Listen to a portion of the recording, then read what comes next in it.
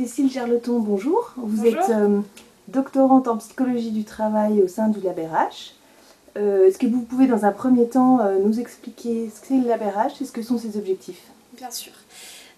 Donc le LabRH, c'est une association qui existe depuis 3 ans et qui fédère des startups et des grands comptes qui recherchent ou qui développent de l'innovation RH.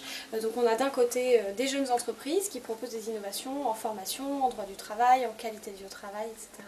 Et de l'autre côté, on a des grands comptes par leur service de ressources humaines qui cherchent de l'acculturation, des partages de bonnes pratiques, ce genre de choses. Et nous, depuis 3 ans, on leur permet d'échanger entre eux et puis on développe aussi des études, des livres, ce genre de choses. Et donc moi, au sein du LabRH, je suis doctorante.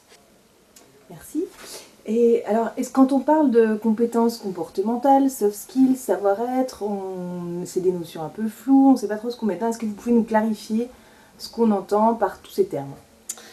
Effectivement, on sent bien qu'il y a quelque chose d'un grand intérêt, avec beaucoup de vocabulaire, et c'est souvent difficile de s'y retrouver. Alors la première chose que j'aimerais dire, c'est que le grand public, les professionnels des ressources humaines se sont appropriés ces termes-là, parce qu'il y a effectivement un besoin, dont on va peut-être reparler par la suite, de définir, de rechercher, de recruter, d'évaluer des personnes sur ces compétences-là.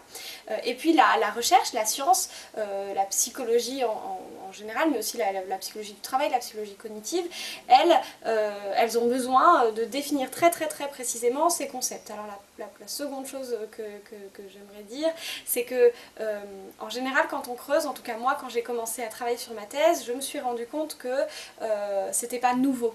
Les compétences émotionnelles, c'est quelque chose qui est étudié, défini, évalué depuis les années 50. La créativité, ça date d'encore avant, par exemple. Donc, il n'y a rien de nouveau, en tout cas pour les chercheurs. En revanche, il y a peut-être un petit gap entre l'utilisation, ce qu'on met derrière les mots dans le grand public, et puis ce qu'on peut voir et ce qui est étudié dans la science. Alors, je vais essayer de trier un petit peu tout ce qu'on entend. On a différents concepts qu'on met derrière soft skills. On a des choses qui sont de l'ordre de la compétence, des choses qui sont de l'ordre de la personnalité, et puis des choses qui sont de l'ordre des états émotionnels et d'autres choses. Très rapidement, je vais faire un peu le tri entre ces 3 sortes de concepts. Donc la première chose, ce sont les compétences, c'est-à-dire ce que c'est et ce qu'on va garder à la fin. Une compétence, c'est la mobilisation et la combinaison de ressources, ça peut être du savoir, du savoir-être, du savoir-faire, en vue d'accomplir une tâche, en l'occurrence professionnelle, mais parfois une compétence, c'est pas que professionnel, et avec des indicateurs de performance précis, et la combinaison et la mobilisation de ressources en vue de faire une tâche professionnelle avec des indicateurs de performance précis. Une fois qu'on a dit ça, ça nous permet d'exclure entre guillemets du champ des compétences et du champ du coup des soft skills 2 autres types de concepts. Les premiers, c'est ceux qui ont trait à la personnalité.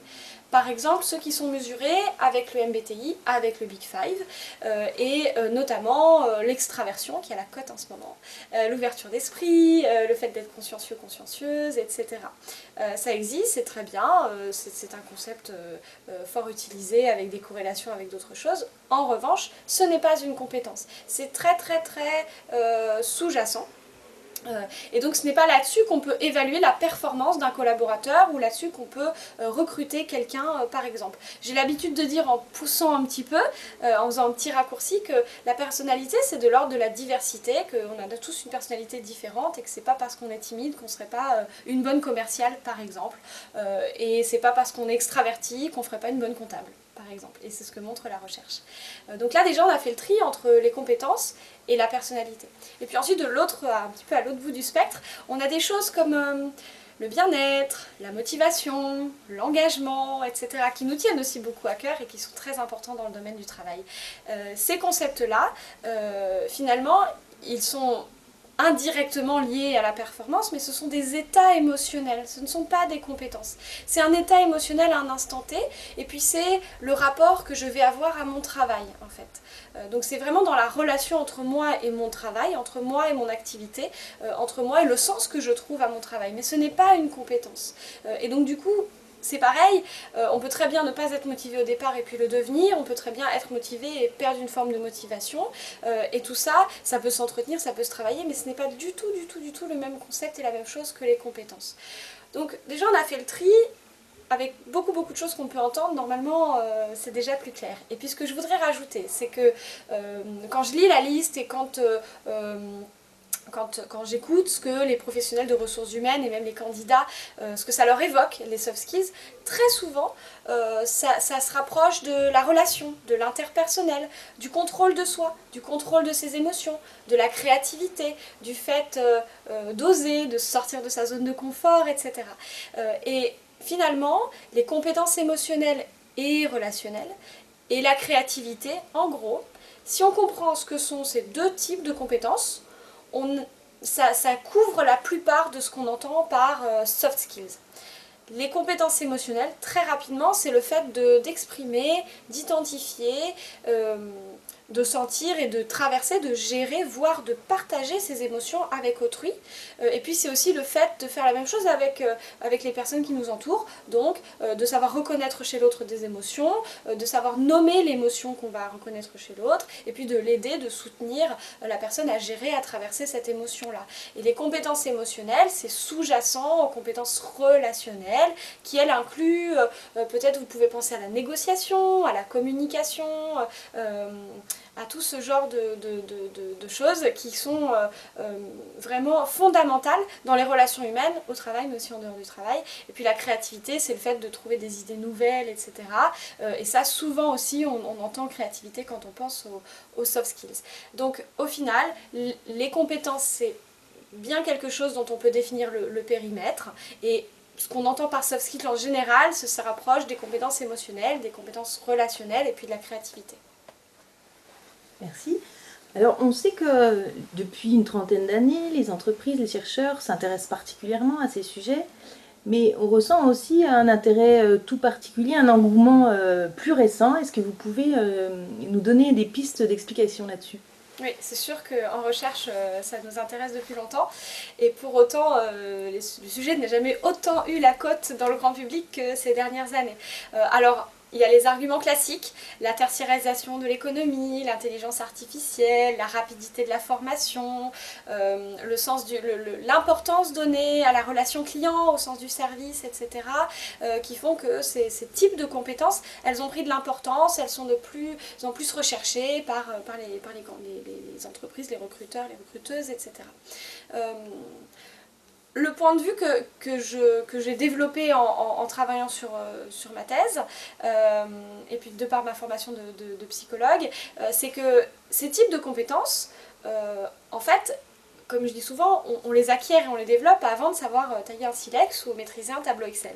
C'est-à-dire que l'être humain, il est fondamentalement social, et il a des émotions, c'est nécessaire à sa survie.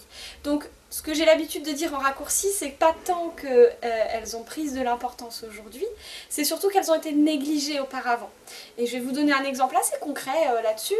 C'est une fameuse expérience qui a été faite par M. Maillot, dans une usine où on étudiait les conditions de travail d'ouvrières en l'occurrence, et puis on changeait les conditions de travail, par exemple la lumière, le fait de travailler debout, assise, etc., etc. Et on s'est rendu compte que même quand on revenait aux conditions de travail de base, en fait, les ouvrières travaillaient quand même mieux qu'avant l'expérience, mieux qu'avant le fait qu'on les observe, qu'on mesure et qu'on leur demande qu'on mesure leur performance et qu'on demande leur avis sur leurs conditions de travail. Ce qu'on en a déduit, et c'est une expérience assez célèbre, ce qu'on en a déduit, c'est que en fait, se préoccuper des gens, se préoccuper de ses salariés, ça les fait mieux travailler. Et en fait, c'est une recette qui est depuis, évidemment, intuitivement, tout le monde la partage, et peut-être que, j'espère en tout cas que demain, sur notre lancée, on se rendra compte à quel point les êtres humains sont sociaux, relationnels, émotionnels, etc. Et qu'on sait faire ça. Évidemment, ça se pratique, évidemment, on est tous différents. En tout cas, ce qui est certain, c'est que ça fait partie des compétences qu'on acquiert parce que c'est nécessaire à la survie de l'espèce humaine. Est-ce qu'on peut parler évaluation ? Il existe des outils d'évaluation. très précis. Pour les compétences émotionnelles, j'en ai recensé à peu près une quinzaine, vous voyez, donc ils sont très différents, plus ou moins courts, plus ou moins anciens, etc. Mais ils existent, évidemment, et on peut tout à fait les utiliser en entreprise, dans la mesure où c'est bien pour une tâche professionnelle et pas quelque chose de nébuleux qui n'est pas rattaché à la performance. Oui, qu'on n'aille pas sur le domaine des discriminations, on ne discrimine pas quelqu'un parce qu'il est timide. Par exemple, alors si on reprend cet exemple-là, effectivement, je peux être timide et une très bonne commerciale, puisque le fait d'être une bonne commerciale, ça demande de l'écoute active, et ça c'est une compétence qui se travaille, avoir de l'écoute active dans le cadre d'une négociation commerciale.